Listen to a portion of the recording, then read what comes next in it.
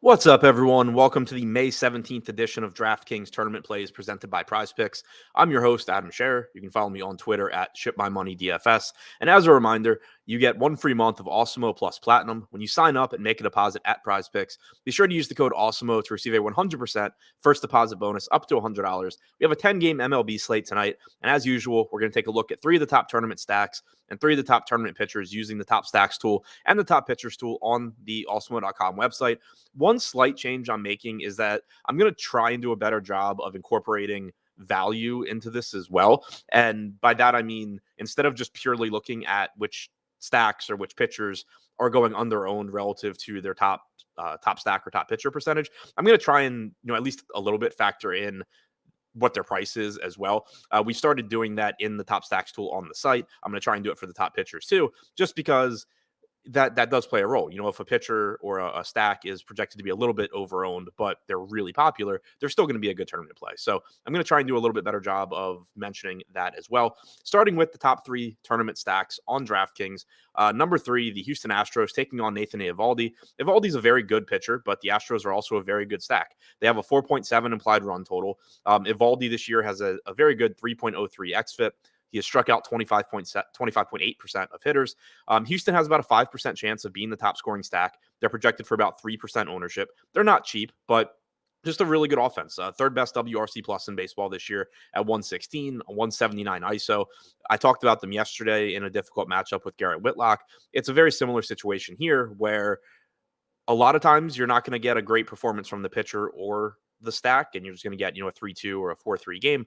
But there's still a wide range of outcomes because it is baseball. And when Houston's offense does well, they do really well. They have a lot of power throughout this lineup, and they're always an appealing team to stack at low ownership. Number two, the Colorado Rockies are facing Alex Cobb tonight in Coors Field. They have about a 5.2 implied run total, 6% chance of being the top stack, 3% projected ownership, a 1% chance of being the top value. So they're not cheap. And Alex Cobb is a very good pitcher. He had a couple of down years following injuries after he left Tampa Bay, but he's figured things out. He's back to being really good. He has a 31.5% strikeout percentage and a 2.26 xFIP so far this season.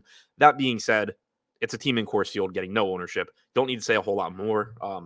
You don't have to say a whole lot more other than that to explain why you want to get to the Rockies here. And number one, the Chicago White Sox taking on Brady Singer tonight in Kansas City. This is Singer's first start of the season, but he worked out of the rotation for Kansas City last year. He was decent. He had a 20.8% strikeout percentage, 4.11 xFIP.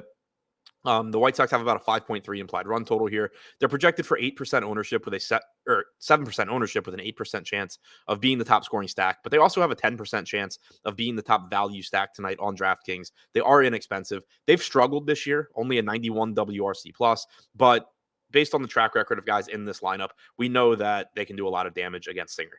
Looking at the top three tournament pitchers, number three, Nathan Eovaldi in that difficult matchup against the Houston Astros. Basically, everything I said about the Astros applies to Eovaldi as well. There's certainly going to be games where Eovaldi just goes out there, has a very good game.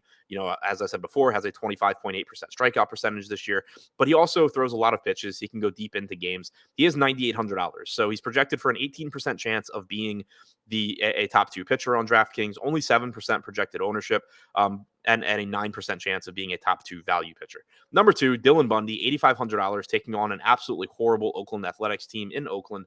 Bundy has struck out 20.6% of hitters this year with a 3.52 xFIP. He's $8,500. He has an 18% chance of being a top two pitcher, 19% projected ownership, and a 16% chance of being a top two value.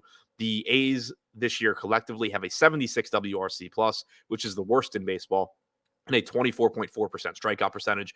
And number one, Jameson Taillon, $9,300 price tag, 20% chance of being a top two pitcher, 24% projected ownership, and a 13% chance of being a top two value as he takes on the Baltimore Orioles tonight in Baltimore. Taillon's strikeout numbers this year haven't been great at only 19.4%, but Baltimore's lineup has struck out 24.7% of the time. They only have a 92 WRC plus, and Taillon's been good overall with a 3.65 xFIP.